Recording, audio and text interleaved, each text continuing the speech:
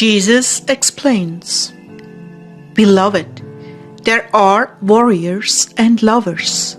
Just trust in my ways. Clare began, The Lord bless you with his sweet presence, heart dwellers. Well, it's been an interesting day. One of our friends told us about the book, Regions of Captivity, by Ana Méndez Ferrell. And it's a very interesting book. I decided to check it out and get into depth a little bit with it. She goes into some very interesting deliverance experiences. She talks a great deal about fragmented souls and how events in childhood can fragment the soul and keep a soul tied to a place of torment. That's what I would call it, where demons are present. And it was a very interesting read, but it was troubling to me because it was very dark. She was dealing with some very dark stuff, and I liked the way she went about it, because she was very much into prayer and worship, entering into the secret place with the Lord before she did anything, and being obedient to what He wanted her to do. And it's obvious that she has a ministry of deliverance. That's not our ministry. We do it because we have to sometimes, but that's not something that I need to go chasing after, so to speak. The book had an impact on me, and I shared that with the Lord. I said, Lord, I don't know what to say about this book. It's so powerful, and my heart is aching so much. Jesus, I don't want to go to those dark regions, but I want to set the captives free and be a restorer of ruined homesteads. Lord, what am I to think? And he answered, Peace, peace, Clare. He put his hand over my heart. Peace, peace in your troubled heart, your troubled soul, peace. These are regions of darkness, and they are terrible places. Most people do not operate in the fullness of their spirits because of what the enemy has done to them. You are one of those, Clare. That's why it is so troubling to you. And I said, But I know Ezekiel is too, Lord. Yes, in a much worse way than you. That is true. What do you think I make of this suffering? Knowing you, you always bring good out of suffering. But is it your will to continue to allow this kind of torment? What do you think? It's up to the individual soul and what he or she is willing to offer you. But you came to set the captives free. Oh Lord, I'm confused. Don't be. I haven't changed a bit. What I have allowed, though dreadfully painful, is nonetheless working to bring forth a harvest of righteousness. In some cases, where the oppression is extreme, I release the captives. In others, where the soul is functioning, it becomes like an investment, a portion of your life set aside that is earning interest, that will be cashed in when I take you home to myself. Oh, Clare, you know and understand so well the mechanics of redemption. Not just the saving of the soul, but their sanctification as well. Are you going back on what I've taught you? I always want to remain open to deeper truth. You might want to reveal to me, my beloved. Yes, and I do love that about you. What you have learned is the ultimate truth. Deny yourself, pick up your cross, and follow me. Are you doing that? To some degree?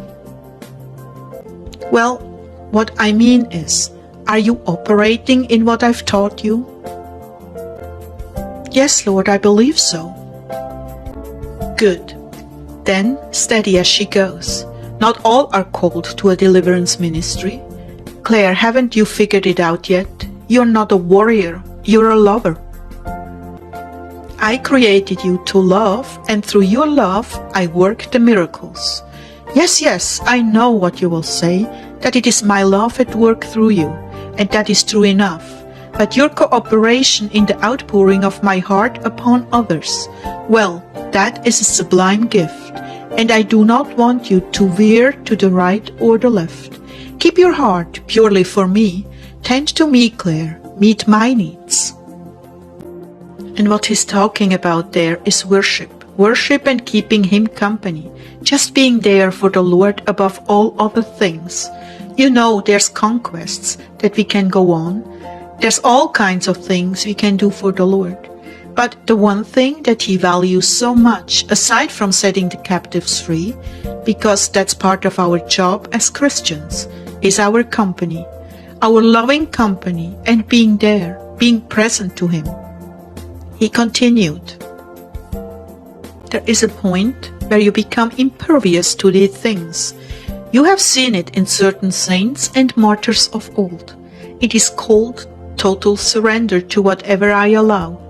When the soul rivets their loving gaze on me, all that is going on around them they know to be allowed by me, and it makes no difference to them, because they are so in love with me. They reason, whatever you allow, my holy God, nothing could be more perfect than what you have allowed. Thus the fight is gone and conquered by love alone. Do you understand? I could not answer. I was struggling with my own interior pain. You needn't answer, my love. You know my ways well indeed.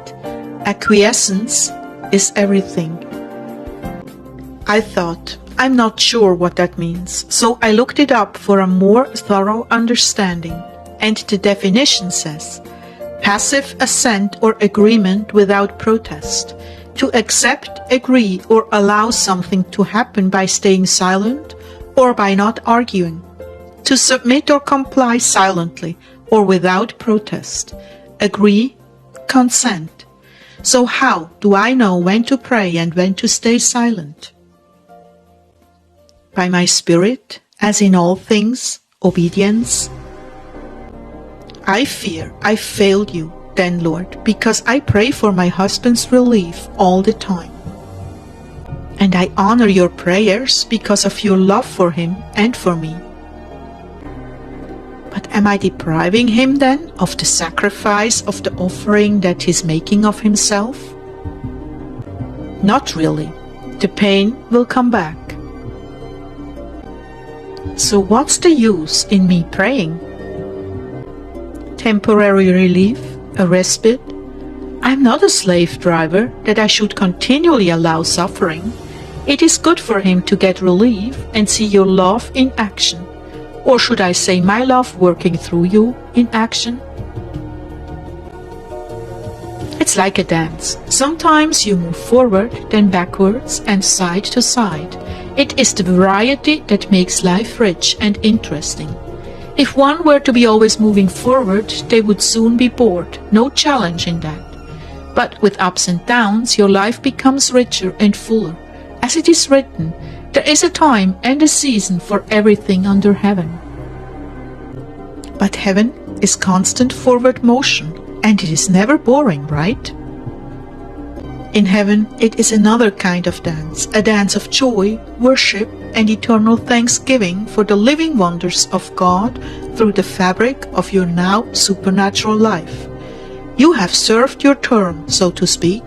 You have sought your higher ground, and now you are graduated into supreme bliss. But what good you have done on earth goes on and on and on, continuing to bring forth fruit. It is all very much of a mystery. Try to content yourself in knowing that my ways are not your ways, and in all things you need not know how they work.